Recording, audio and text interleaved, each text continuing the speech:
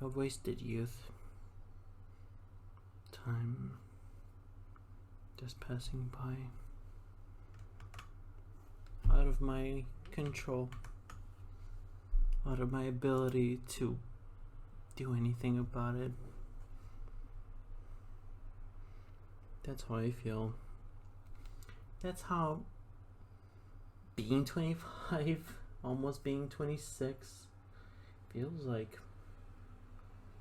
Many people would be happy. Wow, I am in my mid-20s. I am a full-grown adult. To me, it's not a celebration.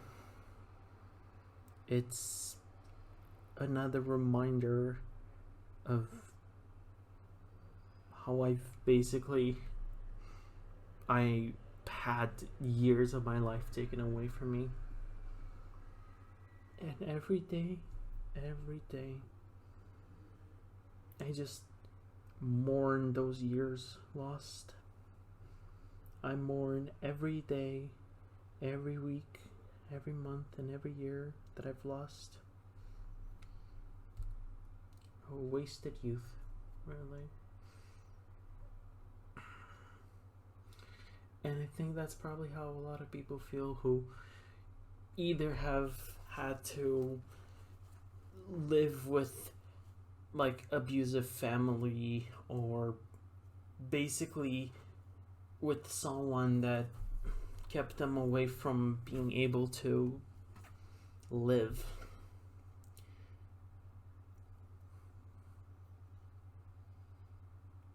My adult years up until I turned 25 were basically that.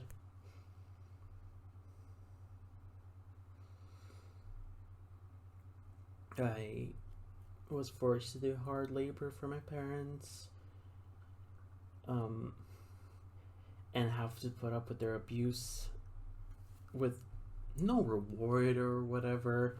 They, after a certain point, they stopped even feeding me, and they told me to be happy they are even housing me and letting me drink their water, and for them cleaning my clothes too. I had to spend 2 years of my life begging for donations constantly because I was on the verge of having no way to eat.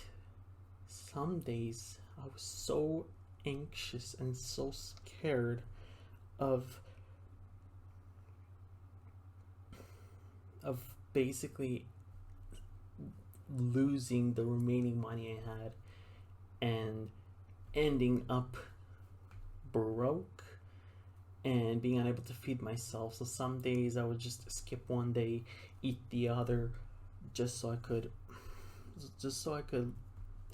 know I could extend that for longer. Because to me it was, oh, I have enough for 7 meals, right? And it's either I eat a week every day, 1 meal, or separated once every 2 days, and that's gonna last me 2 weeks. And what sucks is I couldn't even use the fridge, so it's not like I could have bought ingredients, cook my own food. They wouldn't let me use anything other than the microwave because it was my sister's purchase. And I was pretty much forced on figuring it out. They didn't care. I was so desperate to leaving. They would make me do hard labor. They made me tear down the old roof on the house. Then they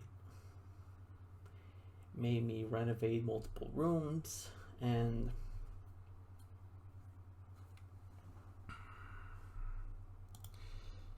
at the end, just for what? Not even a thank you, not even anything.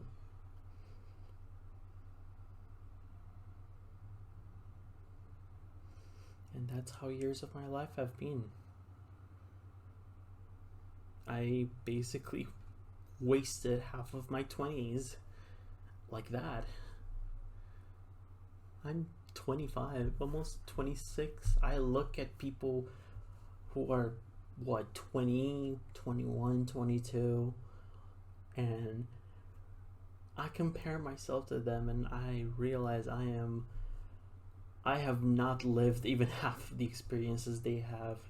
And sure, you can say some of them have lived, out of the ordinary experiences, things that the average person wouldn't experience, but I feel like I was robbed even of the normal experiences. I am 25 and only now I'm experiencing things that most people experience by the age of 20. Finally, just having freedom to begin with, having my disposable income, and basically not having to slave away my whole life for nothing. For maybe an occasional reminder that I exist because sometimes a friend or someone closer would give me some extra money to basically treat myself, really. And yeah, that was the only thing to remind me that I'm human, because otherwise I would lose my mind. I don't know. Because even now, I have this constant anxiety of being broke, having nothing left. This kind of, sort of dehumanization. A lot of people don't talk about it when you're poor, or not poor as in like your family, as in yourself, struggling. When you are poor, a lot of people don't realize the dehumanization, not just from others, like not necessarily from others, but the dehumanization that you give yourself, how much you dehumanize yourself, because it feels like you are an animal in a cage and you don't know if you're ever going to escape or if this is your life.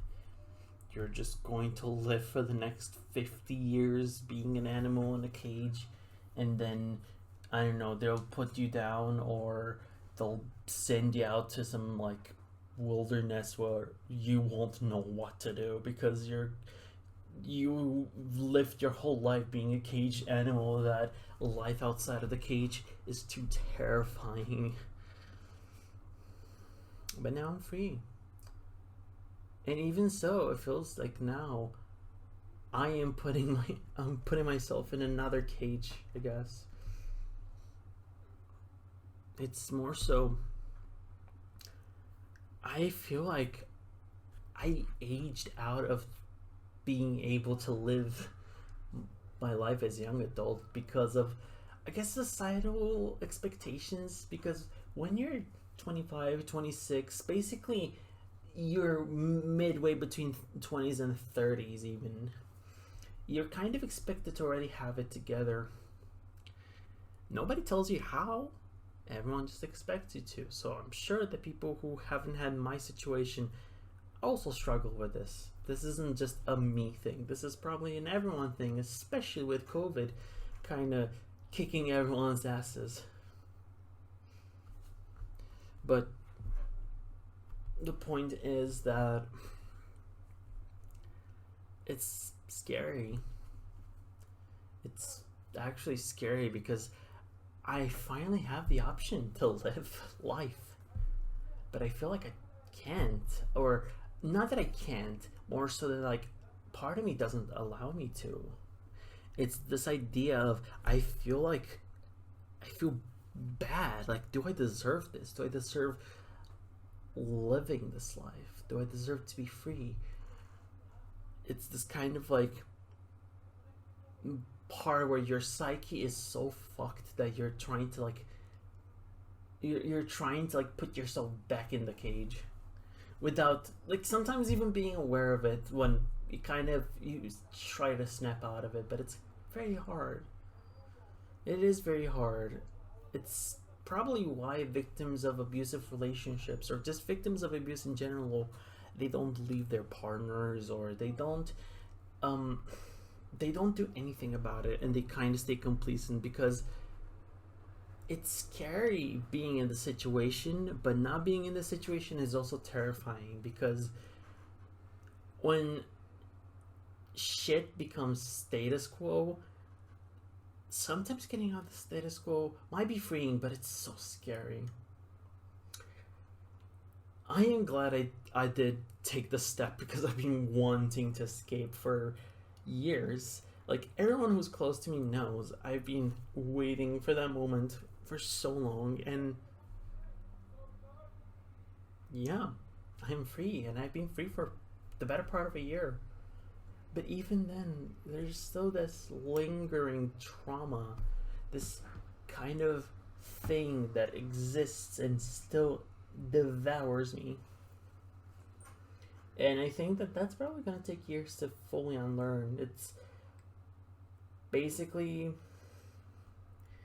the thing is, it's kind of like when you learn to be complacent in your own abuse, you just end up accepting it. You just kind of know that's how it is, and sometimes you just like do it to yourself. And I guess that's probably why I feel the way I do. I feel like that my youth has been wasted, has been taken away from me. It really is like being in prison and getting out of prison and being like, okay, now what? And you're kind of like left on your own trying to figure out um trying to figure out what next, and how do you resume your life. Can you resume your life? Can you, start over? You've lost these years of your life where, most people do this, do that, etc., etc. And you didn't get to do that. You really didn't get to do that. And is it still time for you to do that? Can you still do that? I would say that's the question. That's probably like the huge dilemma. Like, can I live the young adult life, or is it too late for me? Because wow, I am 1 foot in my 20s, 1 foot in my 30s, since I'm kind of like in the middle, but closer to my 30s than to my 20s, since I'm gonna be 26 in a couple months. I want to tell myself I can. People will tell myself, yeah, you're still young. You still have a whole life ahead of yourself. And I know that is true. I'm not 80, I'm not 60. But it's like part of me still feels like if I try to live my life and say, yes, I am young still, I am going to live the young adult life, the life of someone in their 20s.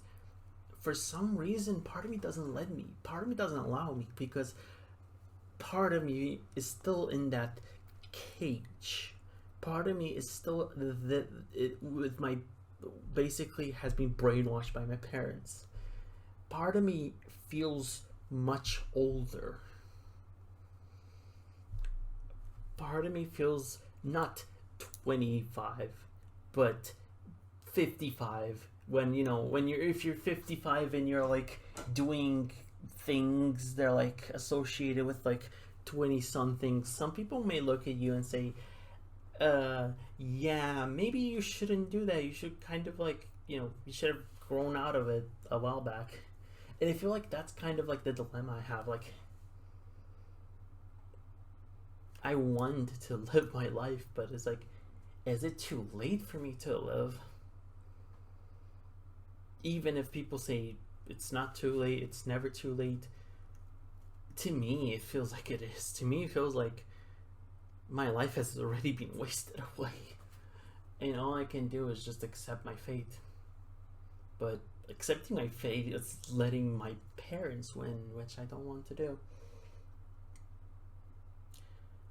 So all I do is end up mourning the time I've wasted, the time that was taken away from me. And as every day passes by, I end up mourning the day before more and more. And that makes me think of this song by Earl Sweatshirt. It ends with, "I'm the youngest old man that you know. If you're still intact, let me know." And I get it. It's like, I am young by all means, but I don't feel it. I feel like I look at people who are like even what, a year younger than I am. Like people who are within my age range, like direct age range.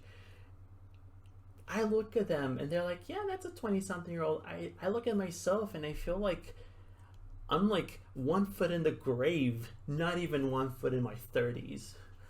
I'm like 1 foot in the grave. And it's hard. It's really draining me that every single day that's my thought process. And I realized the next day, wow, I've wasted another day that I could have, done something. But then I don't do it. And that's how days and weeks and months pass by, and I'm still there, still the same way. And I know a lot of people will also say, well, you still made a gigantic leap moving out. And I agree. Again, it's been something that I've been working on for years. But it's like, I feel like I should do more. I feel like maybe I may be too rough on myself, but I want to feel like I'm in control of myself. And I think that's probably the hardest thing to do when you are used to abuse. You're used to being a victim of abuse. You kind of putting yourself in the prison of being a victim of your own circumstances to the point of sabotaging yourself. And I know I'm self-sabotaging, so that's why I'm trying to make small steps. I mean, hell, even making these like little rambles that I put up online, I would say it's an improvement. It's a way for me to kind of open up to myself, talk about how I feel, and who knows, maybe it's gonna reach someone. If it doesn't reach anyone, well, it is what it is. If it reaches someone and my words get to someone and they mean something, make someone feel like, it makes someone go, wow, this is something I've also dealt with, or it makes them feel more motivated, or I don't know, hell, makes them go, wow, I don't want to become like them. I better do something with my life. Then that's good. I would say that is good. I guess, like, I would want to do something with my life, and I want to slowly start doing something with my life. I've been making small but steady progress, and I try to allow myself, but it's like it is a very gradual process unlearning the abuse. And I think that's something a lot of people don't talk about. A lot of people, I've noticed this attitude of, wow, this person is complacent in their own abuse because they're too scared of leaving their, I don't know, abusive partner or friend group or whatever. But the problem is, the scariest thing is being left without anything and having to start over. It's also terrifying because you're broken and you know that, and you're kind of like, now you cannot shrug off being broken. You kind of need to take matters into your own hands, and oftentimes you don't know how to take matters into your own hands because you're just kind of used to allowing someone else to dictate your life. But I I'm working on it. I've made some progress once I got out of here, kind of plateaued, but now I'm trying to get back, trying to go all out.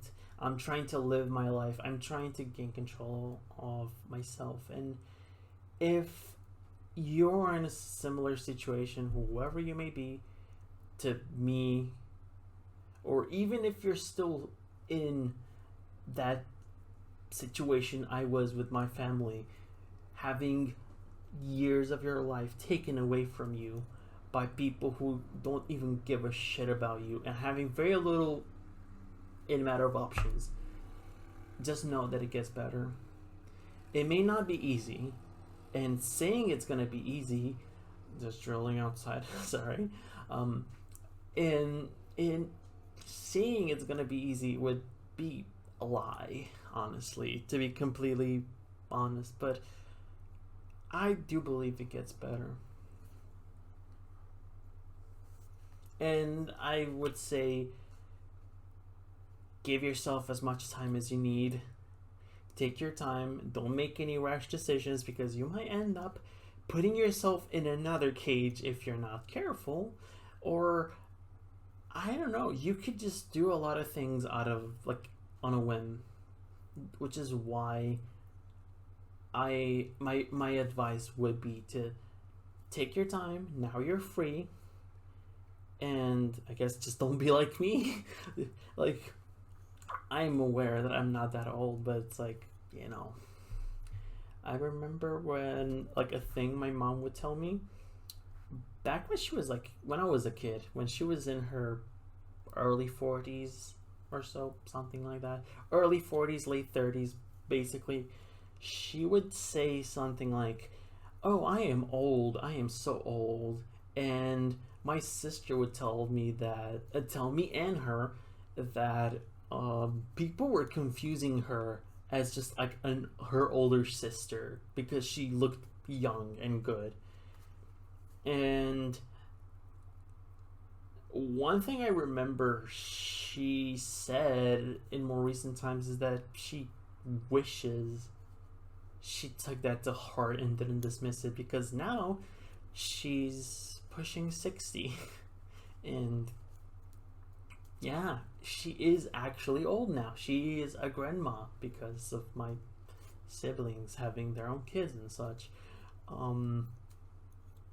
Yeah. And I guess I am continuing the cycle. Because there's people who tell me that, yeah, you don't look 25 and you're not. People say that if they looked at me, they wouldn't say I'm 25. And that's great. It's just like, it is kind of like a difficult thought, because you keep telling yourself, wow, you are old, you are old, you are old, you are old. But, like, people don't see that. I think we are our own worst critics when we put ourselves down, and when people don't put us down and they are actually complimenting us and saying how beautiful we are, how smart we are, how cool we are, and we don't see it. But I think it's mainly a matter of how we see parts of ourselves that most people either don't notice or don't care about. We care about them. We are super fixated on them because they're part of us. Meanwhile, the person looking at you directly, they're focusing on themselves. They're self-aware about themselves. They're not self-aware about you. So, many flaws that you see within yourself, most other people don't see. Like, dysphoric trans people who look really good, they say, oh, I don't look good, I don't look feminine, I look like this, I look like that. And everyone is just telling them, you look great, you look amazing. And I think it is a matter of, we look at someone, we see them as who they actually are.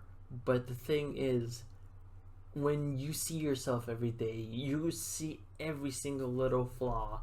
And when you're not feeling good, every single little flaw is accentuated. For example, I for example, again, like with the last video, I was talking about how I have this like insecurity related to my weight, or I feel like I have a big nose. But most people tell me, nah, your nose is kind of okay. It's like it's average. But to me, I look in the mirror, I look on like a side, and it looks huge. It looks weird. It looks, I don't know. We are our own worst critics, and the thing is that even if you're self-aware of it, it is hard to get out of that mentality. I think it is kind of this sort of vulnerability that we give ourselves. Some people may call it victimhood, some people may call it vulnerability. Either way, I think that the point is we are being too rough on ourselves. I am being too rough on myself, but yeah. It's something that is very, very difficult to deal with and handle. And I guess I also use these rambles as a therapy because I keep rambling on and on about my issues. But it's also, it's therapeutic actually. And I recommend anyone do it. Even if you make some like private, very like private uploads or whatever, and you only send it to like two of your closest friends, you can even make them public. I don't know. It really, I don't know. It helps, kind of putting it out there, talking about it. I don't know. Like I started this having a breakdown because yeah, and now I'm kind of like becoming more aware of my own flaws.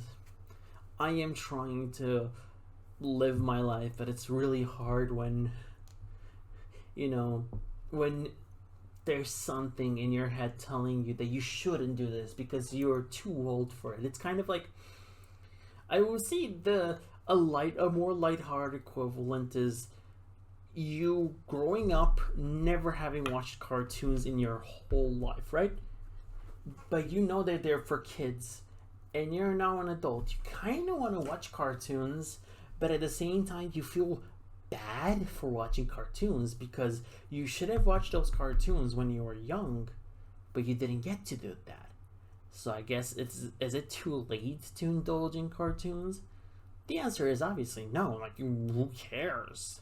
Like, if someone's giving you shit, then tell them to go to hell. I don't know. But it is an internal conflict that many people do have to deal with. How do I catch up with where I am supposed to be in life? How do I win back my 20s? Can I even win back my 20s? I cannot stop time. I cannot go back to being 21. But I can do my best to enjoy the now and take it one day at a time. And I would say that's a good way to do it. I still have a lot to learn, a lot of the abuse from my parents, and just kind of understand myself better. But I don't know. I just hope things will be okay. Things have gotten better. I'm out of the cage. But I guess that's the scary thing. Now I should not have to put myself in another cage or an imagined cage because I'm too scared of going out. It is pretty much like being a caged animal and suddenly being freed. You just kind of stay back in the cage because you know that's what you've known for all your life. Going out may feel better, but it's scary. But going out is definitely worth it. It is terrifying though, so again, no need to rush. No need to make risks you cannot calculate. But, you know, people are here for you. And I don't know if I even know you, whoever may hear this, but I'm here for you if you're dealing with this. Not on a personal level, like, I'm not gonna, like, be able to talk to you, but I mean, like, you got this. I got this. I hope. Things may be scary, things may be complicated, but I think I can do it. Even if it takes time, even if it may mean I will spend the remainder of my 20s like this, I'll get to it and I'll live my best life.